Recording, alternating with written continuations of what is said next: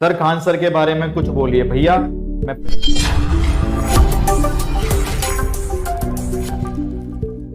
फिर बोलना चाहूंगा, देखो खान सर क्या जितने भी, अगर मैं भी एक ऐसा टीचर हूं कि मैं चाहता हूं मेरी एनर्जी जो मेरे अंदर चल रही है, जो ऊर्जा का संचार मेरे अंदर है, जो कैलकुलेशन मेरे अंदर चलती है, जो पॉजिटिविटी मेरे अंदर आती है आपको पढ़ाते हो, ये मैं आपके अंदर ट्रांसफर कर पाऊं। और अगर कोई टीचर इस ऑनलाइन माध्यम से इतना सक्षम है कि वो अपने कह देने से, अपने बोल देने से सामने वाले के जीवन को बदल दे रहा है, या सामने वाला उनको सोचकर, उनको समझकर, उनकी बातों को सुनकर अपनी गलतियों को आज सुधारना चाहता है, तो इससे बड़ी कोई चीज बातें हो ही नहीं सकती।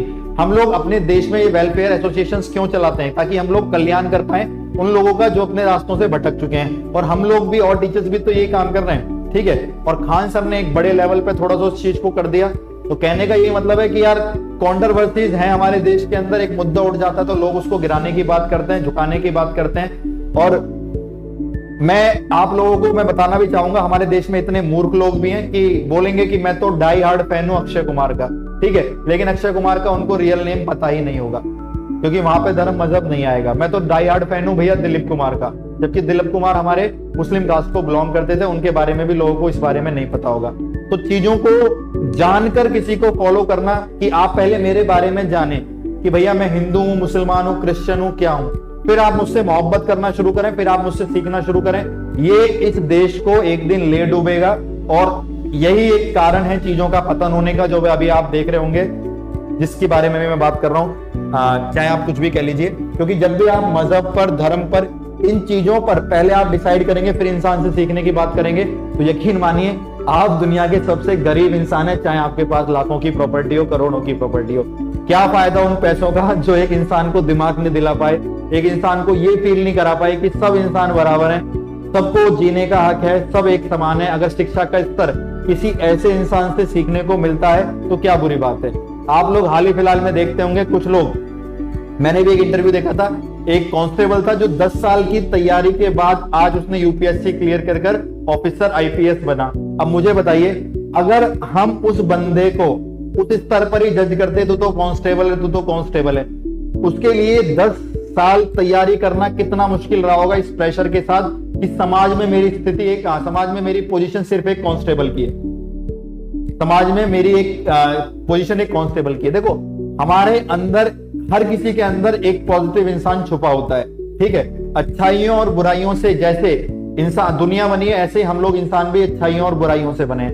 किसी में अच्छाइयां ज्यादा होती हैं और कोई उनको निखार कर बाहर लाकर अपनी बुराइयों को खत्म कर देता है, किसमें बुराइयां बहुत ज्यादा होती हैं। तो कभी भी आपको किसी से सीखने को मिले, इतना सीखने को मिले कि आप इन्फ्लुएंस हो जाए, अपने जीवन में कुछ कर पाए। मेरे को भी इतने प्यारे प्यारे बच्चों के मैसेज आते हैं कि सर मैंने पढ़ना छोड़ दिया था, या मेरे को नहीं समझ में आ रहा था कि क्या ये संभव भी है पेपर क्लियर करना या कुछ भी जीवन में अचीव करना। कई ऐसे स्टूडेंट्स हैं जिनका सिलेक्शन नहीं हो पाता, लेकिन उसके बाद उनका एक टेक्स्ट आता है। मैं आप लोगों को अपने यूट्यूब पर भी धीरे धीरे करके उन चीजों में इंट्रोड्यूस करूंगा, ताकि पॉजिटिविटी मैं आप लोगों के सामने फैला पाऊं कि सर मेरा नहीं हो पाया। रीजन वो खुद को ब्लेम देते हैं कि मैंने बहुत गलतियां करी और लास्ट चांस जब आया तो भी मैं अपनी पूरी जान लगाकर नहीं कर पाया, लेकिन हाँ मैंने जीवन में सीखा और बहुत सीखा और बहुत सीखा, अब मैं गलतियां नहीं करूंगा, है ना। तो ये पेपर है एक बहुत बड़ी चीज हमारे जीवन को सुधारने के लिए, हमारे भविष्य को अच्छा करने के लिए।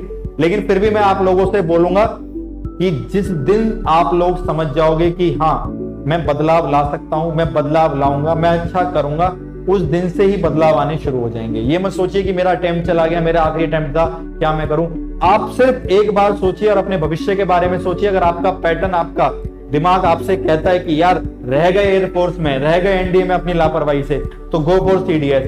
अब कोई आपसे बोलेगा सीडीएस में बहुत कंपटीशन है, मैं भी बोलता हूँ यार हमें घंटा फर्क नहीं पड़ता, हमने जो गलतियां करी वहां भी तो कंपटीशन था। अब वहां की गलतियां सेम एज इट इज यहाँ करेंगे तो वो भरपाई भी तो करनी है हम लोगों को। वो भरपाई कौन करेगा? जो गलतियां हमने पहले कर दी है।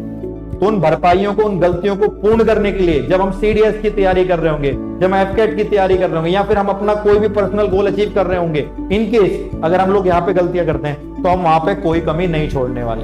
क्लियर? और यही चीज इंसान के साथ लागू होती है, सभी के साथ लागू होती है कि भैया आप भी किसी से कुछ सीखने को मिलता है, सीखिए। धर्म पर, जाति पर, इन सब चीजों पर अगर आप पहले उनको ये सोचेंगे कि भैया किस धर्म का, फिर उसको गुरु बनाऊंगा, फिर उससे सीखूंगा, तो आप सबसे मूर्ख और सबसे गधे और सबसे कमजोर इंसान है इस दुनिया के, कि अगर आप धर्म और मजहब पर चीजों को डिसाइड कर उनसे आप सीखने की रक्षा रखते हैं। ठीक है? और एक टीचर का काम बेस्ट और बेस्ट और बेस्ट फ्यूचर प्रोवाइड करना है, ठीक है। और उसको धर्म और मजहब से कभी भी कनेक्ट ना करें।